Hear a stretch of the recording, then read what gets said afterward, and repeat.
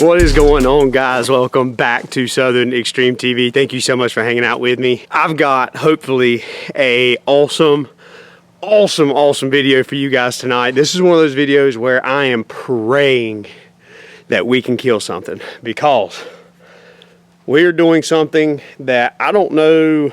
I know a lot of people shoot coyotes with shotguns, but I don't know a lot of people that shoot coyotes with a thermal on a shotgun. So tonight we're going out. We got this is the old school 1187. You guys have probably never seen this on the channel before, because this is the OG.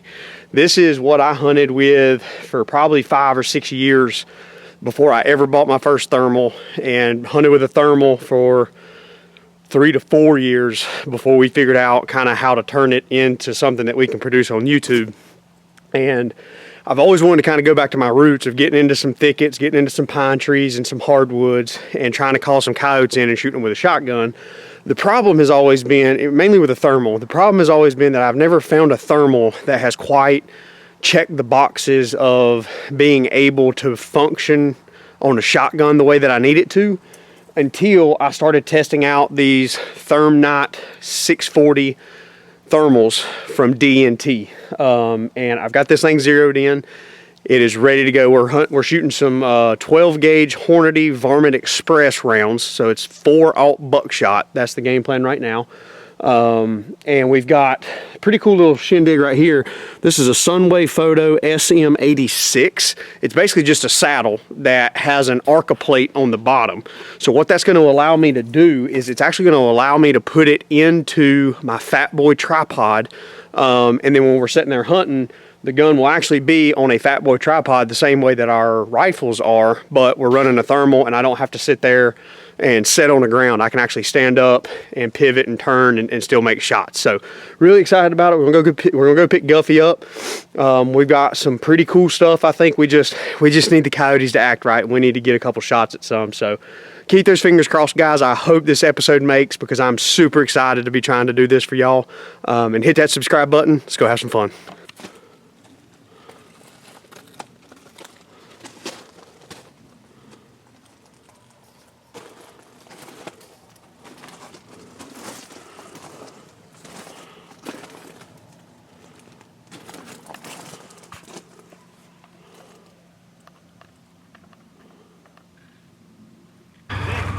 We're getting loaded up in old Guffmeister's old side-by-side right there.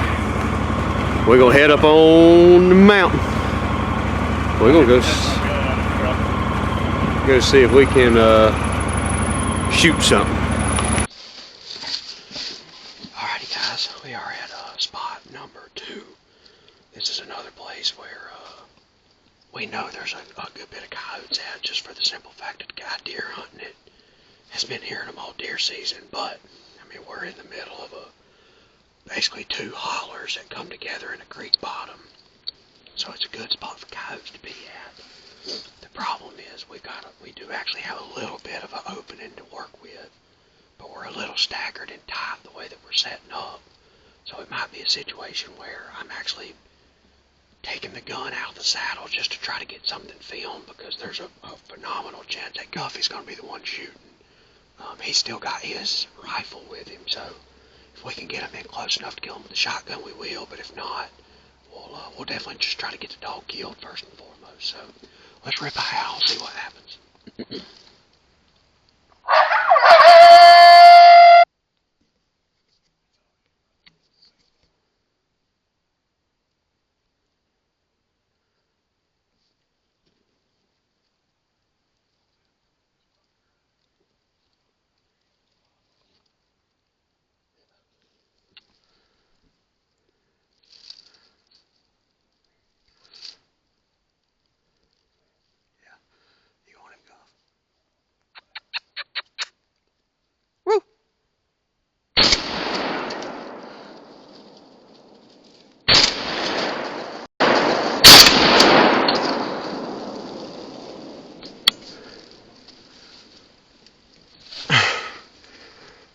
I hit him. I see him right there.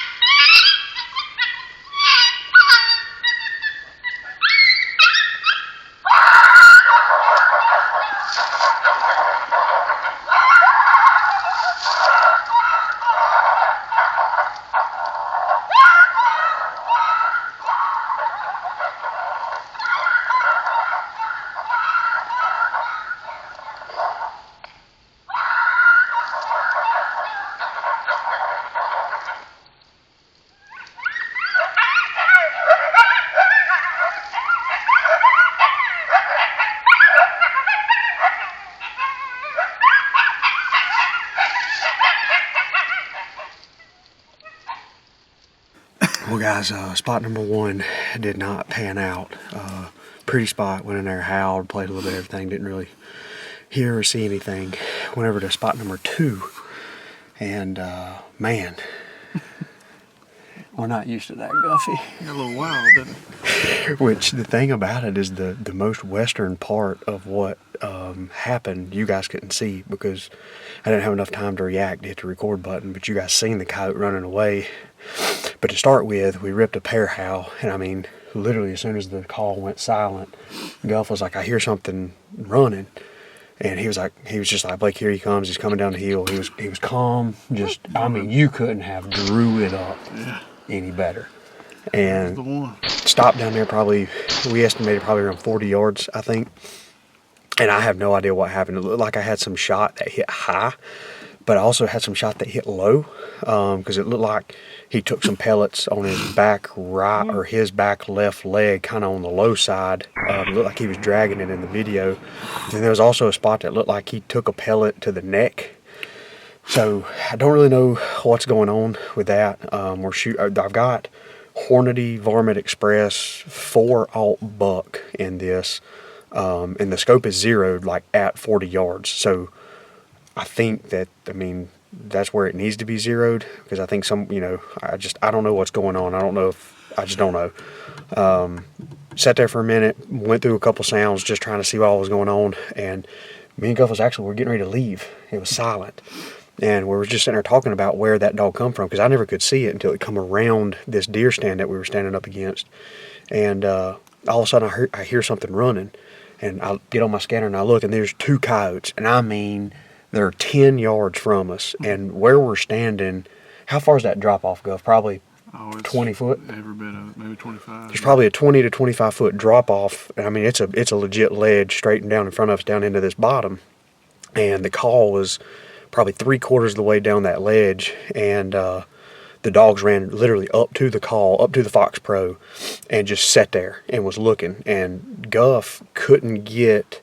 They were too low. They were too low. They were so close and too low that Guffey literally couldn't get his gun pivoted down far enough to where he could get them in the scope. And they were so hard left that I couldn't number one, afford to move because they were so close to get back onto my gun, but then number two, to even take that shot with the dog crossing the creek, because again, Guff's barrel was kind of across me, and it was just a situation where the coyotes caught us kind of with our pants down, but also kind of just the situation where the lay of the land and the way that they acted just kind of got us. But I mean, I think you're going to have some of that in the woods. I mean, what are you going to do? I mean, you're calling dogs into arguably 30 yards, and they're in thickets. They're not in the wide open, and I would say you're arguably going to have more of that than you're going to have success. Yeah, we never heard them. I mean, never howled. But I mean, like that would be a cool daylight set right there. Yes, 100%. If a triple would have rolled in at daytime. And I think you could kill them dogs. I think you could kill them in the daytime too. 100%. I think you get in there like first thing in the morning, like when they're getting back up there in that den, and rip a howl at them. Mm-hmm. But we learned a lot. I feel like we learned a lot on that set. Which, I mean, we learned we suck. We do suck. We suck. That's a blow right there. But when we used to hunt them in the woods with shotguns, we'd wait until we could hear them, then we'd turn a flashlight on, and we didn't have a thermal, we didn't have a scope, we didn't have tripods, we wasn't standing there. So really, once the coyote came in and we turned the light on, and they would freeze just for a second because of that light, that almost gave you just enough time to make a shot. Whereas this situation, they don't necessarily know that you're there, and they're coming in to either fight or to get a rabbit, and it's very hard to get them to stop running. And you're trying to shoot behind a thermal on a shotgun, which is just it's not really what they were designed to do. But we're trying to break that norm. That's the reason we're going out here testing this stuff out, because I think that this could be something. But we've got a lot to learn, obviously. where we can do better, how we can set up better, how I can run the shotgun better from a, do I leave it in the saddle all the time, or do I set it where maybe it's partially tight in the saddle to where I could take it out of the saddle and move around if I need to. Those are all things we're trying to figure out and learn. So it's a learning process. We had some dogs come in. It just is what it is, but we're going to keep rolling. The dogs are clearly moving, so we're going to see if we can make something happen tonight and actually finally maybe get a dog killed. Alrighty guys, we just made a move. We're pretty dang close to where some dogs are at. Need to mark them dogs on Onyx. Yeah. They're about where we need them to be at too. We've got a good wind. The only problem that might get us is that road bed right there in front of us. We've got roughly 50 yards to right there, so that's doable from a shot perspective.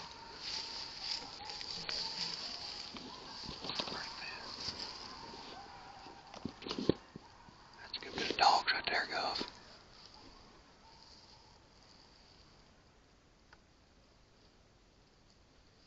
The problem is they just...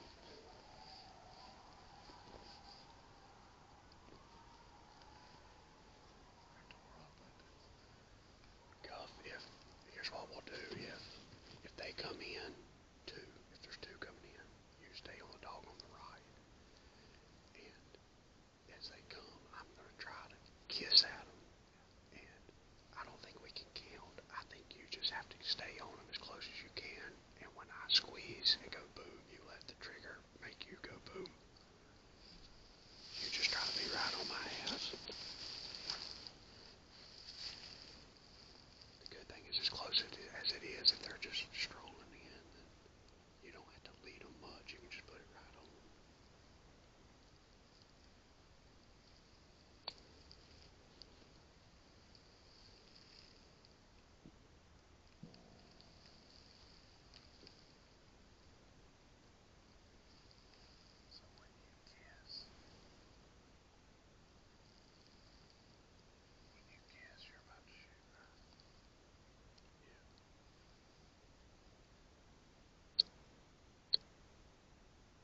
I'm not going to try to get them to stop. I'm just going to go.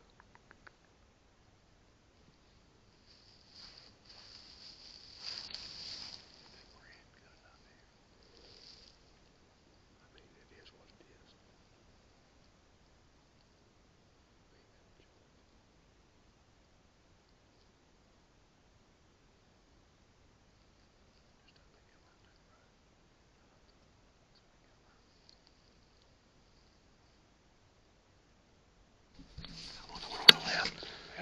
Woo! Woo! I got 2 of them. Got 3 of them.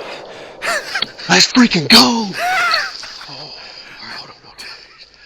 Give me some of that.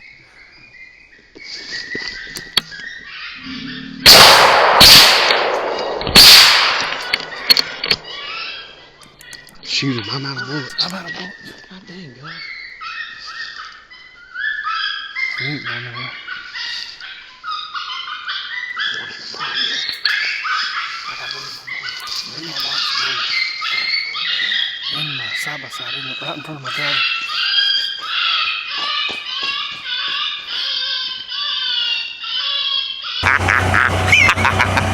Holy shit! That's a freaking triple. I want y'all to look. I don't even know if y'all can see. Right there is our setup. And right there is the dog that I shot. We killed a freaking triple. A triple. We measured this little opening on Onyx. This opening is 30 yards wide by 50 yards long.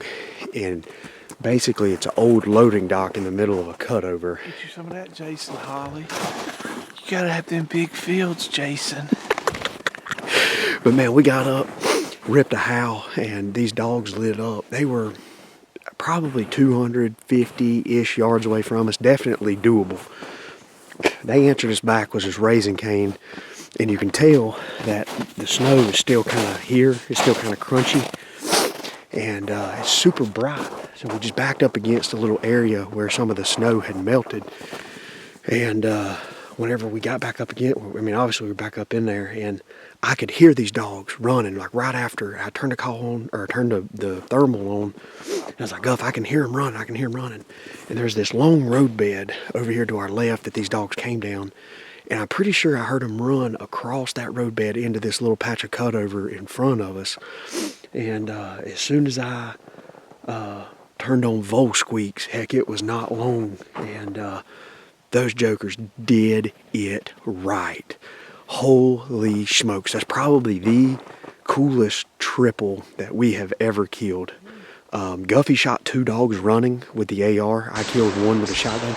I have no idea what is going on with that shotgun. I think I've got to do a better job on the patterning. I think I need to swap up a choke tube and a round to get something a little bit better, because hell, I shot and ran out of bullets. Guffey ran out of bullets. These dogs crawling around running and stuff. But we got 3 dogs down, baby. Look at here. Let me see that camera. Look at here. Hold on now. Give me a minute. I want you guys to look at this right here. That's a trophy, boys. When they're hanging out the back like that, that's a mature male, mature animal. Here you go, Blockade. Holy smokes. Well, here is dog number 1. I mean, he's peppered. That's a big male. Well, I don't know. He was on this side. I mean, he's got, I mean, dude, just. That's where I shot him there when he was laying there. That is? Yeah, oh. I mean, I don't know how that dog toted me. He's bleeding all through there, which, I mean, obviously it's hard to see with the shot exactly where he dropped into the box. So this is what I'm shooting right here. You can see 24 pellets, 1350 foot per second, number 4 buckshots, 2 3/4 inches. But I'm doing that because I want the recoil to be less aggressive, because we're running a thermal versus just open sights. And that's a pretty dog. Gus shot a dog up here. Then there was another dog that drug off into the woods right here. We'll get this dog first. Holy crap. That little joker right there. Bless her heart.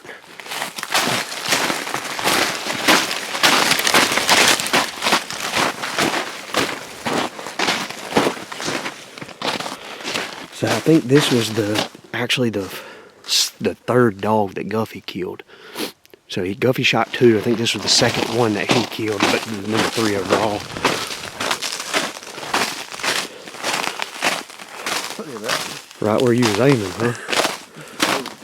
I mean, just right where he was aiming. That's a pretty dog. Yeah. Female, 2 females and a male. 2 females and a male. She did not have a good afternoon, I can tell you that. Clearly that's where Guffey was aiming with that dog running. I went away from that.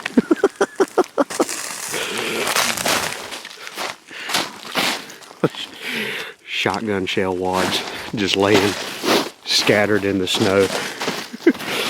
Oh gosh.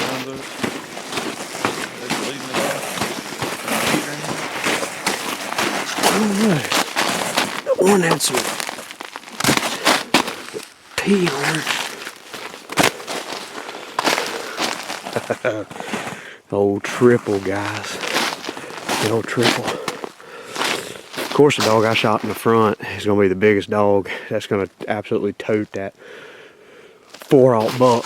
I really don't know what to shoot out of that shotgun. If you guys have a better recommendation of this, or a choke tube combination to help make this, you know, a little more deadly, because that's 2 dogs that I've shot and hit and really you know, didn't die right there on the spot. So it makes me a little nervous about the exact setup I got going right now. But we'll get the guns and stuff over here, and I'll get these bad boys loaded up.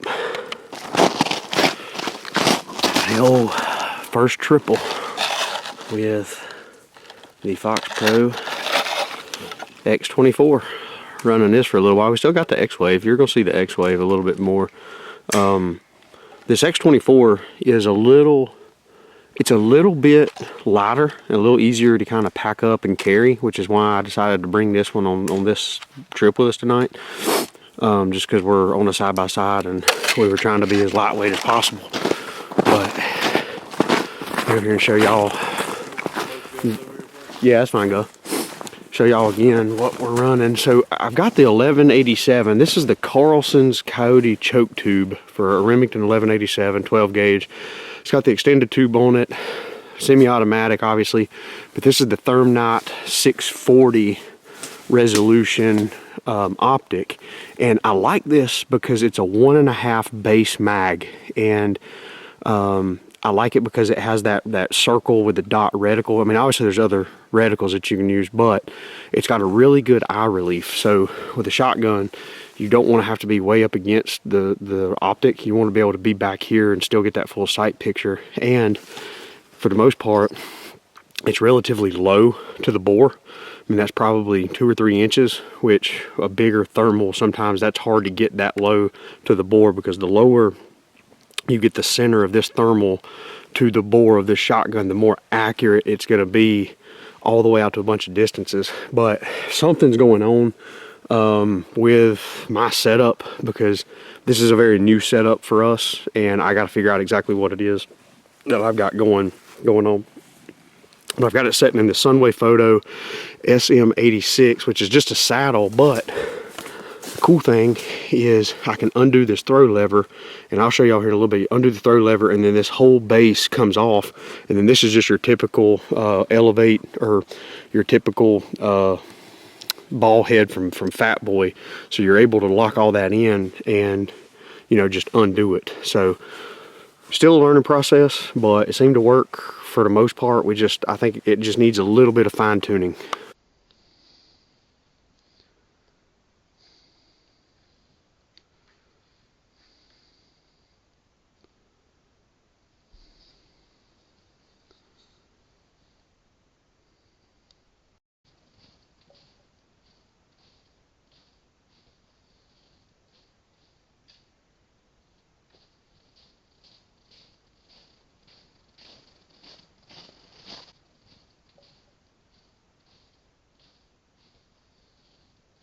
We've got, get up here where y'all can see everything laid up here in the snow. Got the Fox Pro X24 Fat Boy tripod, 1187 12 gauge DNT Optics 635R, and then another Fat Boy tripod, and we got Guffey's Night Stalker Precision running the new Knockpix Ace 50. If you guys don't think that right there is one of the coolest pictures ever, shotgunning at night with a thermal in the snow on a side-by-side in the mountains, it is tough to beat that. We had an absolute blast bringing you guys this episode. If this is something that y'all enjoyed, drop a comment down below, and if you've got advice for us for the shotgun makeup, as well as what maybe I should be running, leave those specs down below too, because the shotgun, and I'm gonna be honest with you, I'm slightly ignorant when it comes to that, because when I used to shoot them back in the day, I shot them with buckshot, but I was using a buckshot with a full choke tube. Maybe that's what I need to do, is just swap up that choke tube, since we're still shooting 4-aught buck, and just see what we can do pattern wise. But had an absolute blast. Really appreciate you guys hanging out with me on my channel. If you are new to Southern Extreme TV, make sure you hit that subscribe button. We are trying to grow this channel to 100,000 subs, and every click gets us one step closer. It means the absolute world to me. I'll see you guys on the next episode. Woo. Woo.